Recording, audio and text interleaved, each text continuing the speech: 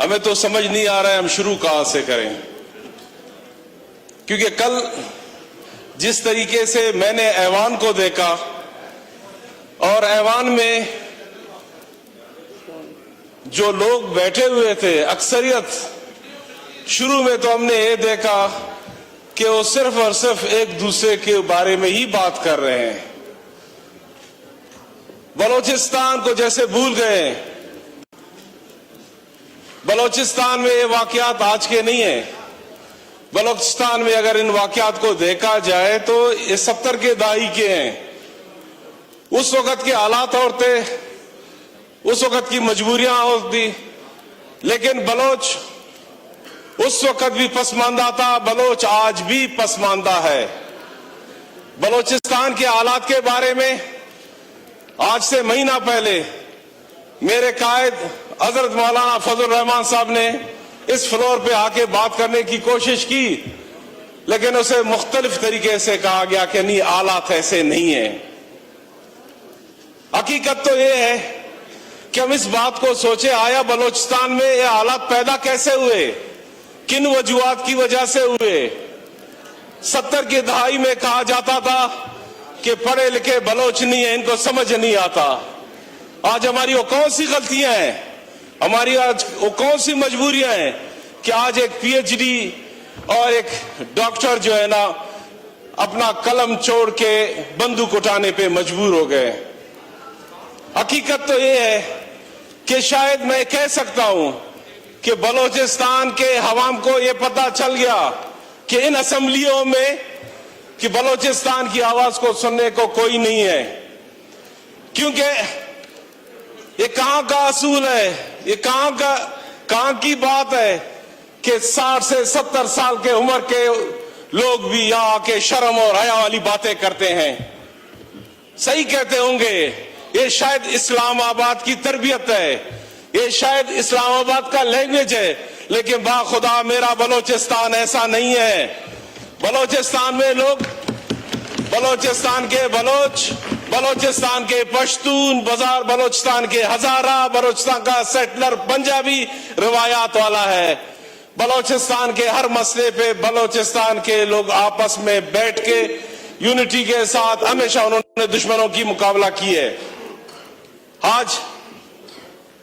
آج بلوچستان چل رہا ہے، آج بلوچستان میں چھوٹے چھوٹے واقعات کے بعد یہ بڑا ایک واقعہ آیا ہے۔ بلوچستان کے ایشو پہ آج سے پہلے بھی اکثر ہمارے اکابرین نے یہاں بات کرنے کی کوشش کی، گوش گزار کیا کہ بلوچستان کہاں تک پہنچ چکا ہے، لیکن ہم اس بات کو کیوں نہیں سوچتے کہ آج 75 سال بھی بلوچستان کے مسئلے وہی ہیں جو پہلے دن کے تھے۔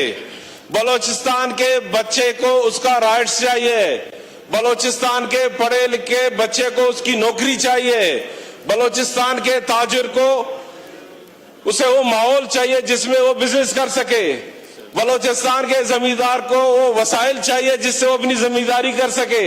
لیکن ان سب چیزوں سے ہٹ کے آج بلوچستان کا ہر بندہ اس پہ مجبور ہے، یا اللہ میرے بلوچستان میں امن کیسے آئے گا؟ میں مانتا ہوں عالمی دنیا میں حالات چینج ہوتے رہتے ہیں، کبھی افغانستان کا مسئلہ ہے تو عذاب بھی بلوچستان پہ آتا ہے، ایران کے ایشوز ہوتے ہیں تب بھی بلوچستان پہ مسئلہ آتا ہے۔ آج یہاں بیٹھے ہم پالیسیز تو بنا رہے ہیں، ہم بولتے ہیں کہ بلوچستان کو ہم نے گوادر دیا، بلوچستان کو ہم نے پورٹ دیا، بلوچستان میں ہم نے ریکودک دیا، بلوچستان میں ہم نے سیندک دیا، بلوچستان کو ہم نے ہزاروں کلومیٹر روڈ دیا، لیکن ہم کیوں اس بات کو بھول گئے کہ بلوچ کا بچہ آج بھی بھوکا ہے، بلوچ کا بچہ، پڑھا لکھا بچہ آج بھی ڈگریاں جلا کے کیوں وہ پہاڑوں کی طرف روانہ ہوا ہے؟ بلوچستان کا وہ بچہ جس کو ہم سمجھتے ہیں کہ آج اگر آپ دیکھیں مڈل ایسٹ میں ہر فورم پہ بلوچ کا بچہ وہاں جا کے ان پوزیشنز پہ اپنا کام کر سکتا ہے، لیکن بلوچستان کا بچہ کیوں اس پاکستان میں اور اسلام آباد کے ان پالیسیوں کی وجہ سے کیوں پیچھے رہ گیا ہے؟ افسوس تو ہمیں اس بات پہ ہوتی ہے کہ پہلے بچے بندوق اٹھاتے تھے، आज हमारे बच्चों ने अपने जिस्म पे बम बांधना शुरू कर दिया। जब बम बांधने की बात आती है तो जिस बंदे ने अपनी जान हथेली पे रखा हुआ है वो कुछ भी कर सकता है, वो कहीं भी कुछ कर सकता है। खुदारा आज भी हम कहते हैं देर नहीं हुआ है। आज भी हालात ऐसे हैं कि असेंबली के अंदर और असेंबली से बाहर जितने भी लोग हैं, जितने भी सियासी लोग हैं, जितने भी मजहबी लोग हैं, जितने भी कबायली लोग हैं, इन सब का एक मुश्तरका एक ऐसे फोरम पे इन सबको इकट्ठा किया जाए कि जिसपे बलोचिस्तान पे बात हो और बलोचिस्तान का मसले का हल निकले। बलोचिस्तान में कमी है तो एतमाद की कमी है। बलोचिस्तान वालों को यकीन नहीं होता कि हमारे लिए कुछ, जब हम यहाँ से किसी पॉलिसी पे हम बात करते हैं और उन तक पहुंचाते हैं, लेकिन उनको वो इतने बेभरोसा हो गए, वो कहते हैं कि शायद ये इम्प्लीमेंट नहीं हो सकता है, सिर्फ और सिर्फ जुबानी जमा खर्च है और असेंबलियों के अंदर बातें हैं। खुदारा हालात में हम जाएं तो ओकाड़ा में भी वही हुआ। पाकिस्तान के हर कोने में दहशतगर्दी हुई है। पाकिस्तान के हर कोने में हमारे उलमाए कराम के ऊपर हमला हुआ है। हमारे काफी दोस्त शहीद हुए हैं। खुजदार में हमारा एक बड़ा प्यारा साथी वडेरा सरवर मुसियानी को दिन दहाड़े शहीद किया गया। ऐसे ही कोयटा शहर में शहीद हुए, कई बम धमाके हुए हमारे साथियों के ऊपर। इन सब छोटे छोटे वाकयात को देखे तो आप कह सकते हैं कि ये जो बड़ा वाकया हुआ किस तरह हुआ। तो लिहाजा मेरी इस ऐवान से दरखास्त है, खुदारा बलोचिस्तान पे सियासत ना करे, बलोचिस्तान की हालत पे सियासत ना करे, बलोचिस्तान के मामलात पे दिल खोल के, दिल साफ करके इस रमजान के महीने में, इस बाबरकत महीने में अल्लाह को राजी करते हुए बलोचिस्तान की हक की और हकीकी जो फैसला है, जो करना है वो करे। दुनिया में ऑपरेशन से मामला हल होते हैं, लेकिन क्या जो आज उन लोगों को आम पब्लिक का सपोर्ट है, उस सपोर्ट को हम कैसे वापस ले सकते हैं? उस सपोर्ट को उनके बीच में हम कैसे एतमाद डाल सकते हैं? उस पे काम करने की जरूरत है। स्पीकर साहब, आपका बहुत शुक्रिया।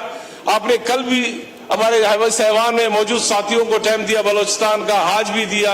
अब इस ऐवान की मर्जी है कि बलोचिस्तान के हक में, बलोचिस्तान की खातिर दिल से ये फैसला करते हैं कि हमने बलोचिस्तान का साथ देना है या सिर्फ और सिर्फ नंबर गेम और एक दूसरे के लिए बातें करनी है। बहुत शुक्रिया साहब जी।